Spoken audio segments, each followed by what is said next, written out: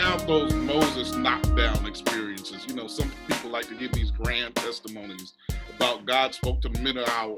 I like to say God was almost a combination between a gentleman and a nagging wife. You know, I never heard of that put that way. Yeah, I mean, it's kind of like, I'm going to knock on your door.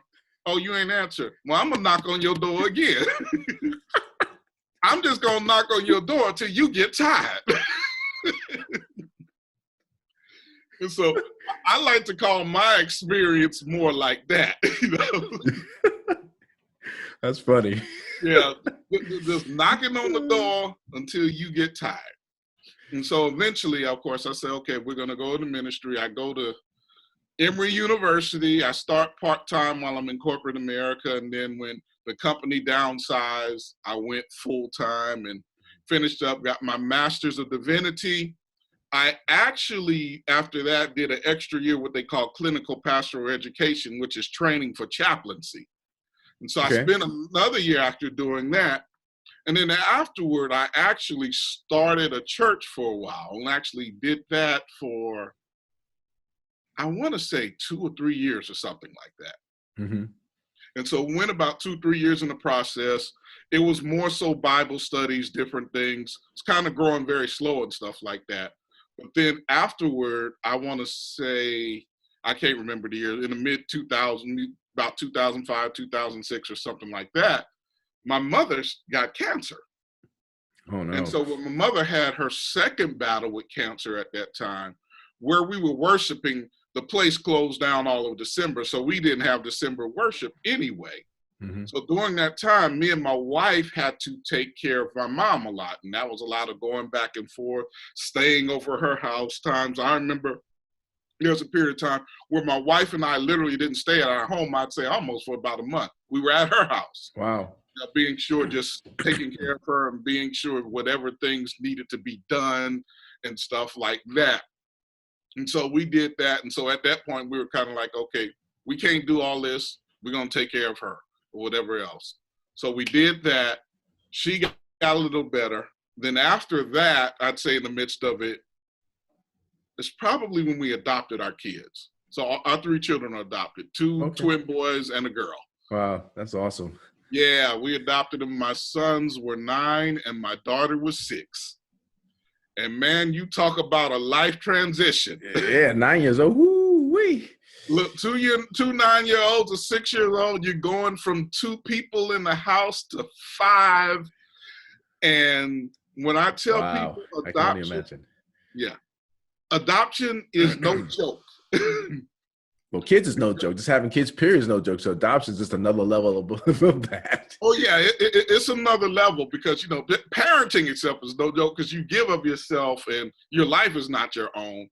Yeah. But then you have to deal with all the other issues, the grief, the loss, the anger, the adjustment, and all that comes with adoption.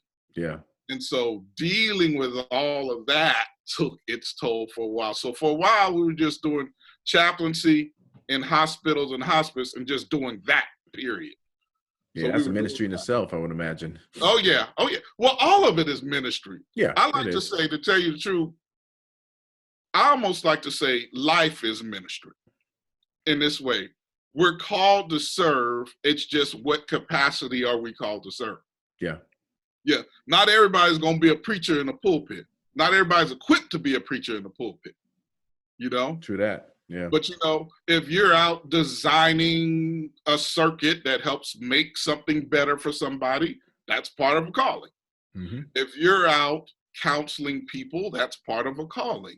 If you're out just taking care of your family each and every day, that's part of a calling because that's service. Yeah. And that's so, true.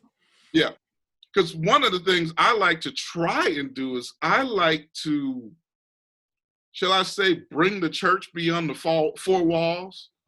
Mm-hmm. I think we sometimes make it, for lack of a better term, give it too much religion and not enough life practice and authenticity.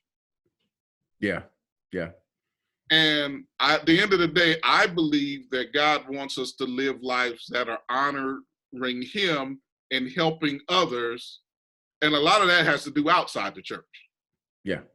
Because there are a lot of people that come. There are a lot of people not coming in the church. So that's so true. I mean, the ministry really is serving outside the walls of the church, like you said. The church is really not so much the building itself, but the body, and I mean, it's church is us. And so when we go out, we're supposed to be making a difference in the lives of those that are around us. I mean, it could be in a simpler way of just putting smiling to somebody or saying a kind word.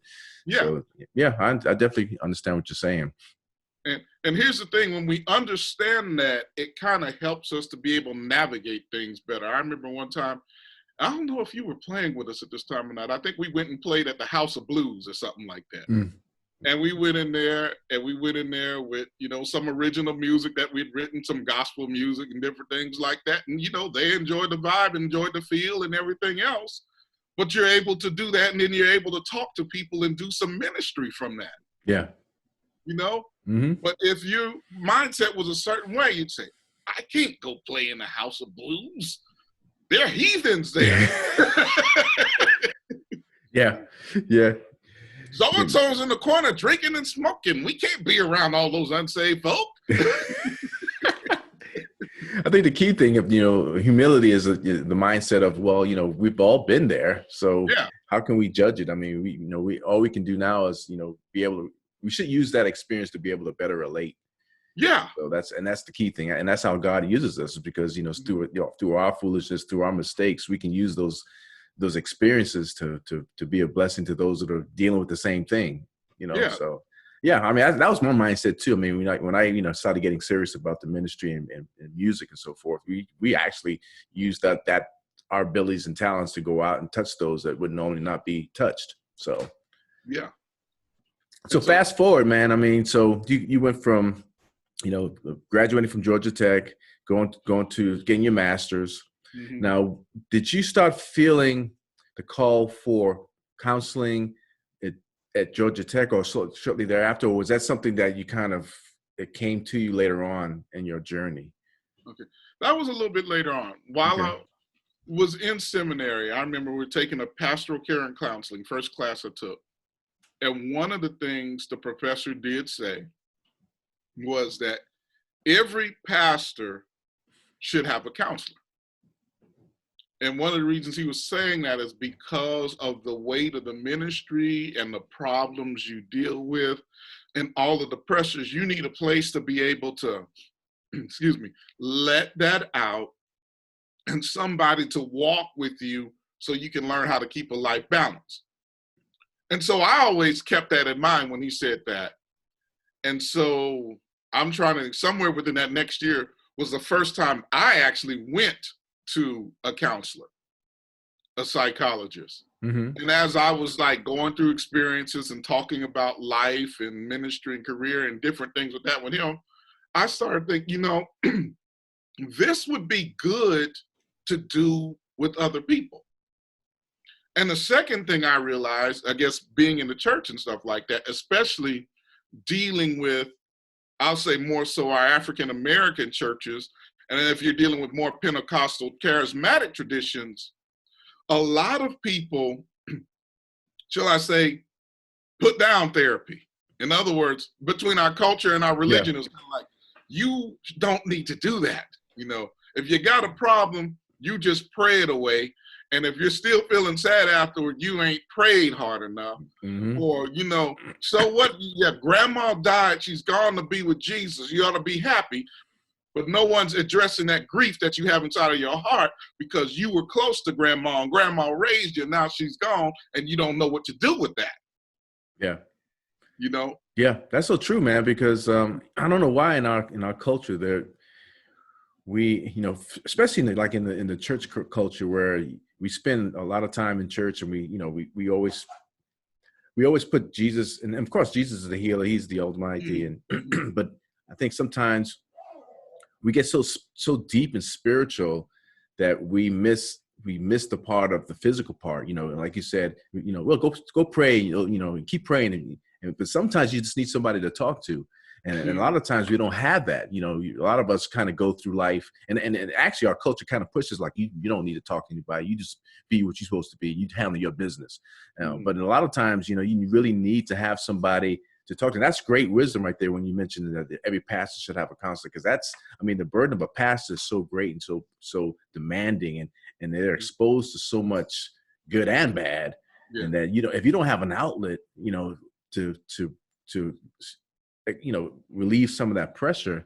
I mean, a lot of these pastors are, you know, some of them have committed suicide because of that, because they have no one to go to, and that's horrible. That's a horrible place to be in. So, yeah, I when you said that, I was like, wow, that's so true. We all need somebody to be able to share what we're dealing with, and so yeah, so that's how you got involved because of that.